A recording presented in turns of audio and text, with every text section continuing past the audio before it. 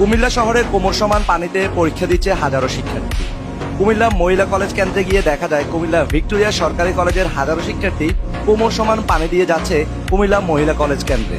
মহিলা কলেজ কেন্দ্রের ভিতরে গিয়েও দেখা যায় ভিতরে হলগুলোর সামনে রয়েছে কোমর সমান এবং এর বেশি পানি। অনেক হলের ভিতরেও হাঁটুর উপরে বা কোমর সমান পানি রয়েছে। ভোর রাত থেকে টানা বৃষ্টি হওয়াতে কুমিল্লার বিভিন্ন জায়গাতে রয়েছে অনেক পানি। আর আজকে পরীক্ষা হওয়ার কারণে কুমিল্লার শিক্ষার্থীরা বিপাকে পড়ে গিয়েছে। প্রশ্ন হচ্ছে এখানে যে আজকে কি পরীক্ষা স্থগিত করা যেত না? কুমিল্লা শিক্ষা বোর্ড কি সেটা পারতো না? পরীক্ষার্থীর এই কষ্ট